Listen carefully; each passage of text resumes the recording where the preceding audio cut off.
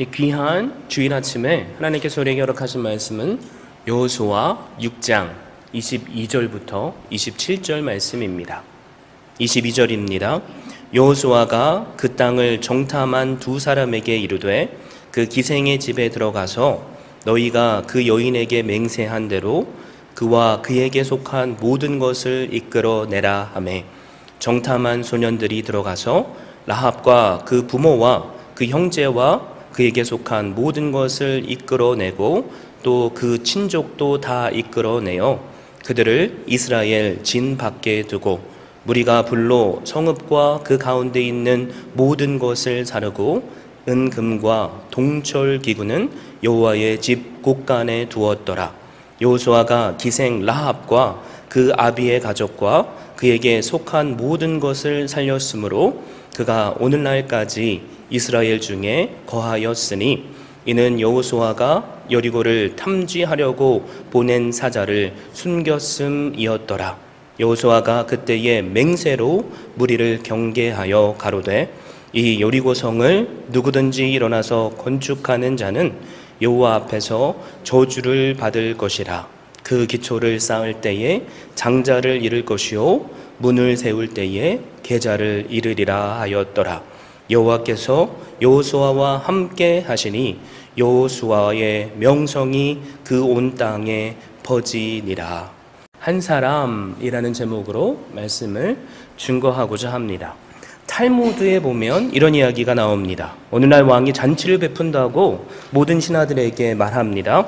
잔치에 참석하는 사람들은 각자 조금씩 포도주를 준비하고 이를 큰 항아리에 쏟아부음으로써 하나된 공동체임을 나타내자라고 명령했습니다. 드디어 잔치가 있는 날 참석자들은 모두 가지고 온 포도주를 큰 항아리에 쏟아부었습니다. 흐뭇한 표정으로 포도주 맛을 보던 왕은 크게 당황합니다. 그 포도주는 색깔만 비슷할 뿐 거의 물이었기 때문입니다. 그러니까 나 하나쯤이야 하고 대부분의 참석자들이 물을 가지고 온 것입니다. 이 이야기처럼 오늘을 사는 우리도 나 하나쯤이야 괜찮겠지라는 생각하는 그런 풍조의 세상에 살고 있습니다. 하지만 성경은 하나쯤이야가 아니라 하나가 얼마나 귀하고 하찮아 보이는 것이 얼마나 소중한지를 선포합니다. 오늘을 사는 우리가 세상의 눈으로 봤을 때 하찮은 한 여인을 만나게 될 것입니다. 이 여자의 이름은 라합입니다. 22절에 보니까 이 여자는 기생입니다. 라합은 하찮은 정도가 아닌 죄인 중에 죄인, 질타와 손가락질을 받던 창녀였습니다. 그러나 성경은 수많은 여리고에 사는 사람들 중에 오직 이 하찮은 여인 라합 한 사람에게 집중합니다. 귀족이 아니라 지식인이 아니라 남들이 봤을 때 성인 군자라고 칭찬을 받던 사람들이 아니라 모든 이들이 하찮게 여기던 기생 라합 말입니다. 사랑하는 성도 여러분, 성경이 그 많고 많은 사람들 중에 왜 라합이라는 하찮아 보이는 한 여인에게 집중하고 있는지 궁금하시지 않습니까? 우리는 오늘 주신 말씀을 통해서 그 이유를 함께 알아볼 것입니다. 간단하게 정리하자면 세 가지입니다. 첫 번째는 라합은 약속을 붙잡았던 한 사람이었습니다. 두 번째는 라합은 다수를 구원했던 한 사람이었습니다. 그리고 마지막 세 번째는 라합은 영광에 참여한 한 사람이었기 때문입니다. 성경은 하찮은 한 사람이었던 라합에게 집중한 첫 번째 이유가 바로 라합이 약속을 붙잡았던 한 사람이었다라고 말합니다. 22절입니다. 여호수아가 그 땅을 정탐한 두 사람에게 이르되 그 기생의 집에 들어가서 너희가 그 여인에게 맹세한 대로 그와 그에게 속한 모든 것을 이끌어내라 하매.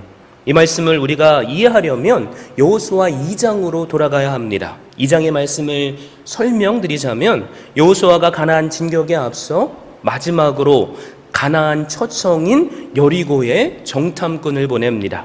창녀에게는 많은 사람들이 드나들기 때문에 두 정탐꾼이 라합의 집에 들어갔습니다. 그런데 이 사실을 누가 왕에게 보고했고 왕이 군사를 보냅니다. 라합의 집을 수색하는데 라합은 기지를 발휘해서 두 정탐꾼을 지붕 위로 숨겨줍니다. 사랑하는 성도 여러분, 라합이 왜 목숨을 걸고 적군이었던 두 정탐꾼을 숨겨주었는지 궁금하시지 않습니까? 2장 9절에서 11절 말씀을 보면 그 이유가 나옵니다. 말하되 여호와께서 이 땅을 너희에게 주신 줄을 내가 아노라. 우리가 너희를 심히 두려워하고 이 땅 백성이 다 너희 앞에 간담이 녹나니 이는 너희가 애굽에서 나올 때에 여호와께서 너희 앞에서 홍해물을 마르게 하신 일과 너희가 요단 저편에 있는 아모리 사람의 두 왕 시혼과 옥에게 행한 일 곧 그들을 전멸시킨 일을 우리가 들었습니다. 우리가 듣자마자 곧 마음이 녹았고 너희의 연고로 사람이 정신을 잃었나니 너희 하나님 여호와는 상천하지의 하나님이시니라. 라합이 살던 여리고는 요단강을 건너온 외부 소식이 가장 먼저 닿는 곳입니다. 라합은 이미 이스라엘을 인도한 하나님에 대해서 들었습니다. 광야에서 각종 이적을 베푸신 하나님에 대한 소식을 들은 것입니다. 홍해를 기적처럼 건너고 요단 저편의 적들을 전멸했다는 소식으로만 듣던 이스라엘 사람들이 지금 코앞에 와버렸습니다. 사실 이스라엘이 처음으로 차지해야 할 땅인 여리고는 방어만 잘하면 몇 년이고 버틸 수 있는 요새 중에 요새였습니다. 그러나 라합은 아무리 난공불락의 요새라고 할지라도 천지 만물의 주인 되시는 하나님에 비해서는 그것이 아무것도 아님을 안 것입니다. 우리는 이 고백을 통해서 라합이 왜 목숨을 걸고 정탐꾼을 숨겨줬는지 알 수 있습니다. 왜 그렇습니까? 라합은 들어서 천지 만물을 주관하시는 하나님을 향한 믿음이 있었기 때문입니다. 그랬기에 9절 상반절에서 여호와께서 이 땅을 너희에게 주신 줄을 내가 안다 라고 고백하고 있고, 더 나아가 11절에서 너희 하나님 여호와는 상천하지의 하나님이시다 라고 고백할 수 있었던 것입니다. 여리고성에는 수많은 사람들이 있었습니다. 그런데 오직 라합에게만 천지 만물을 주관하시는 참 하나님에 대한 믿음이 있었다라는 것입니다. 그랬기에 정탐꾼을 목숨을 걸고 숨겨줄 수 있었고, 만약에 발각이 된다면 죽을 것도 각오하고 있었다라는 것입니다. 사랑하는 성도 여러분, 이처럼 성경은 우리에게 믿음은 들음에서 난다라고 선포합니다. 라합은 그동안 이스라엘을 인도하신 하나님에 대한 소식을 들었습니다. 누구에게 들었습니까? 하나님이 라합에게 말씀하신 것이 아닙니다. 이스라엘 백성들이 라합에게 전해준 것이 아닙니다. 분명히 우리가 아는 것은 그들이 떠도는 소문을 듣고 서로에게 이야기를 하고, 그것이 어떤 사람은 그저 헛소문으로 생각했던 그 귀한 소문을 믿음으로 받아들였다는 것입니다. 여기서 우리는 한 가지 귀한 사실을 발견합니다. 여리고 사람들 가운데 라합 말고도 이 소식을 들은 자들이 있었다라는 것입니다. 사실은 여리고에 사는 모든 사람들이 이 소식을 들었습니다. 그렇기에 라합이 9절에서 우리가 너희를 심히 두려워하고 라고 말합니다. 우리라고 말하죠. 그리고 더 나아가서 이 땅 백성이 다 너희 앞에 간담이 녹아내렸다라고 고백합니다. 사랑하는 성도 여러분, 기억하십시오. 여리고 온 백성이 이 소식을 들었습니다.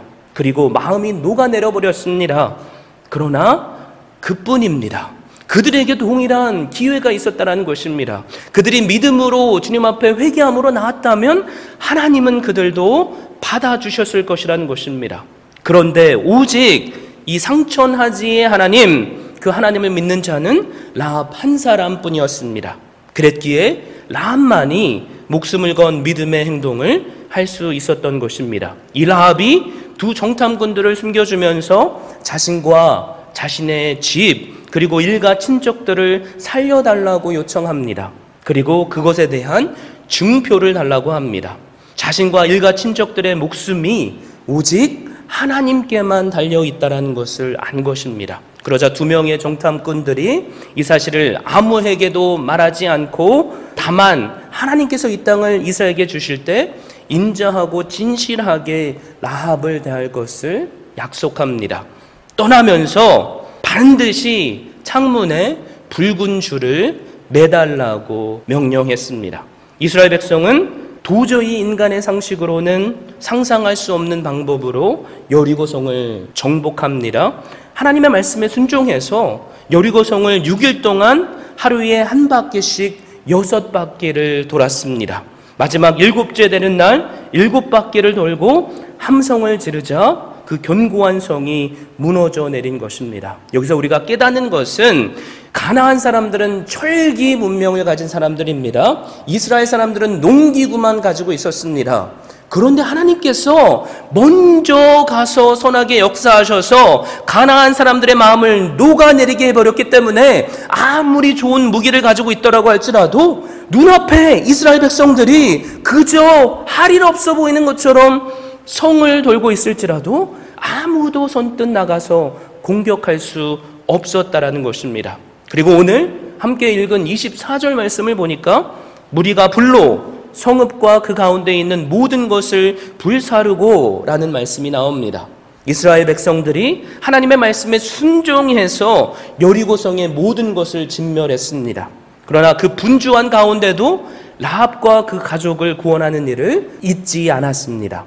오직 라합과 라합의 일가 친척들만 살아남을 수 있었던 것입니다. 여러분, 그 이유가 무엇입니까?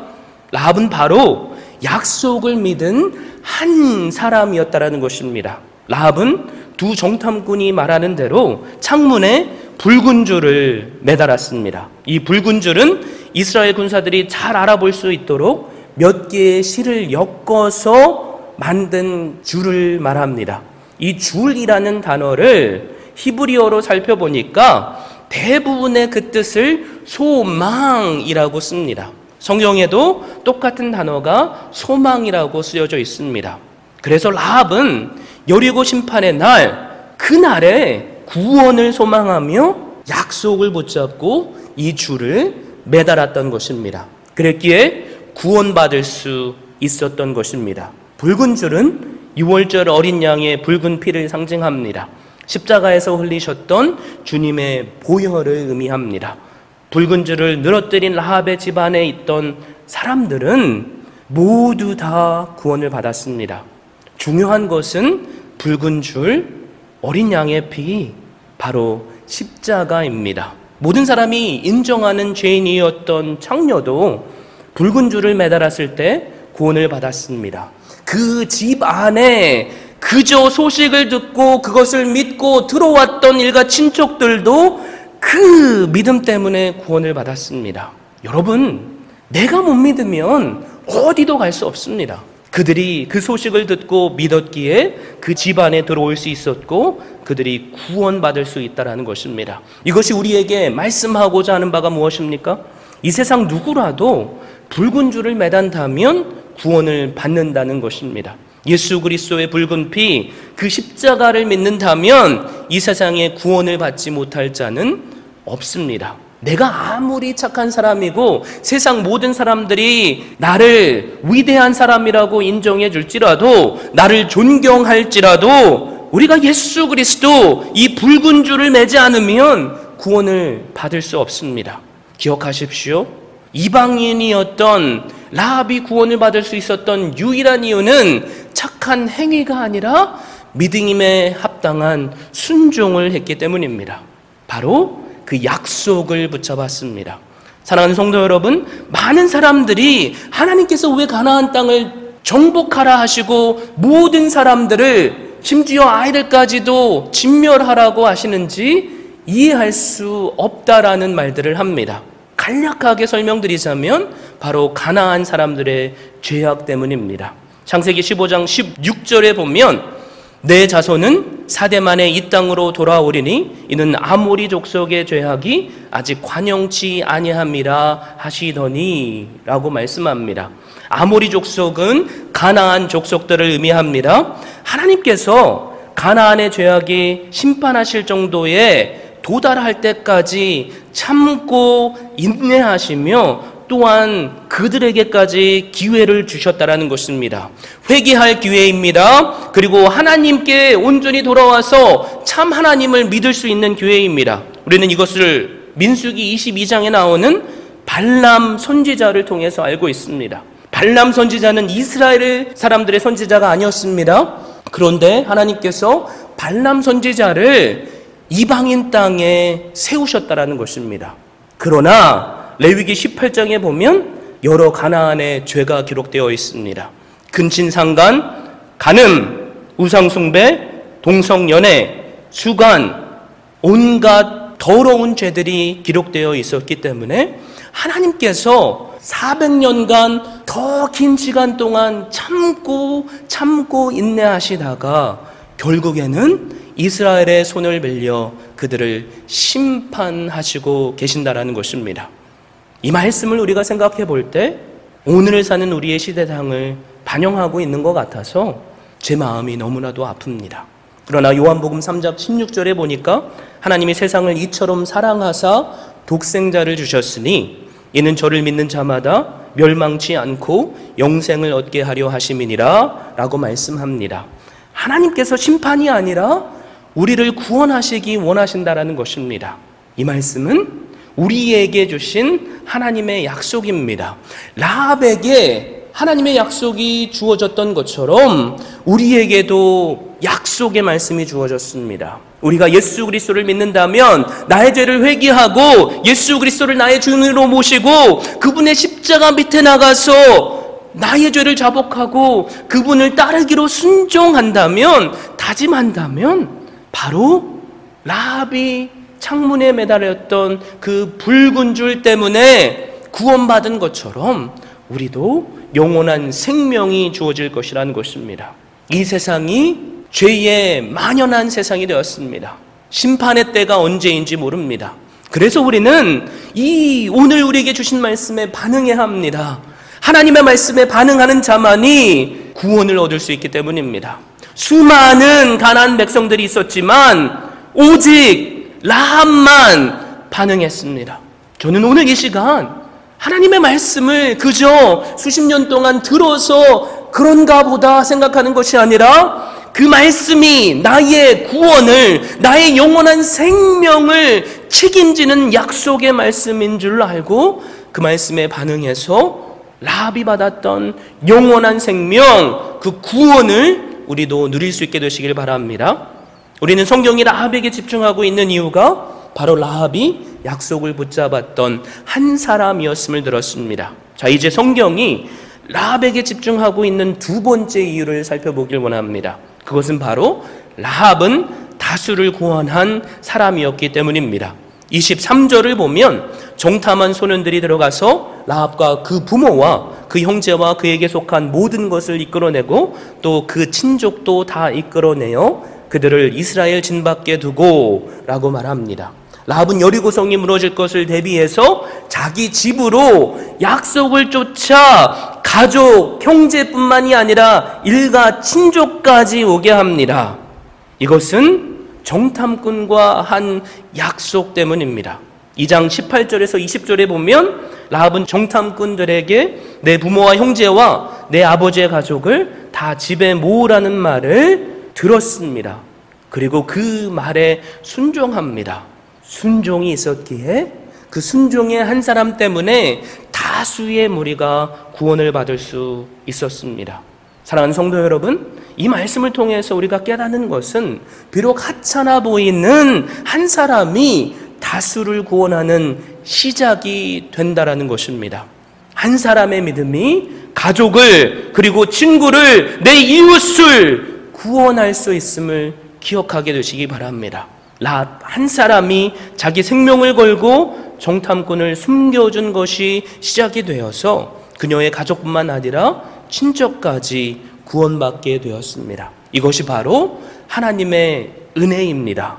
그런데 이 약속이 오늘 우리에게도 유효합니다. 사도행전 16장 31절에 보면 주 예수를 믿으라 그리하면 너와 내 집이 구원을 얻으리라 라고 말씀합니다. 이 말씀은 바울과 실라가 감옥에서 간수장을 만났을 때 선포한 말씀입니다.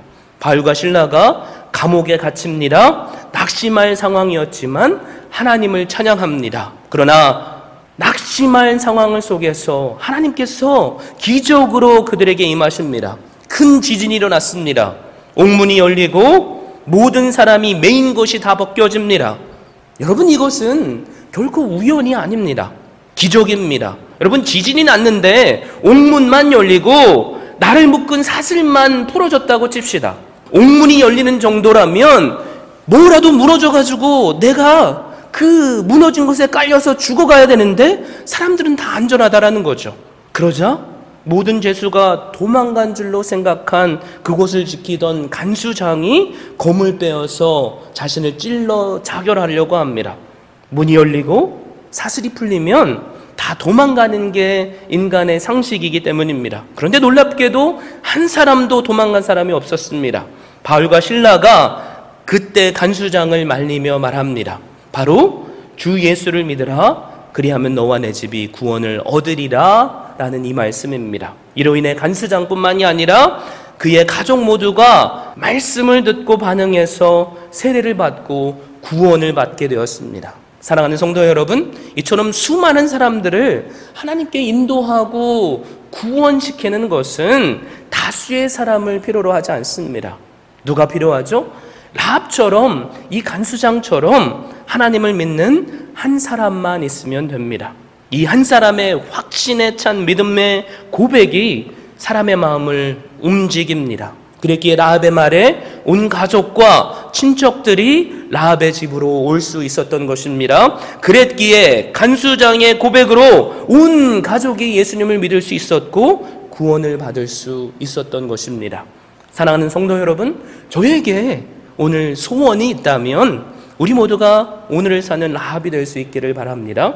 우리가 십자가의 은혜를 먼저 받았기에, 예수 그리스도를 믿었기에 내 사랑하는 가족으로부터 시작할 수 있게 되시길 바랍니다. 그것이 내 이웃에게로 나아갈 수 있게 되시길 바랍니다. 내 친척에게까지 나아갈 수 있게 되시길 바랍니다. 그래서 라합처럼, 이 간수장처럼 예수 그리스도를 증거할 수 있게 되시기를 주님의 이름으로 축원합니다. 우리는 성경의 한 사람 라합에게 집중하는 이유가, 첫째, 라합은 하나님의 약속을 붙잡았고, 둘째, 다수를 구원한 사람이었음을 들었습니다. 이제 세 번째 이유를 살펴보길 원합니다. 그 세 번째 이유는 라합은 영광에 참여한 한 사람이었습니다. 라합은 여리고의 패망으로 목숨을 구원받는 것으로 그치지 않고 이스라엘 공동체에 속하게 됩니다.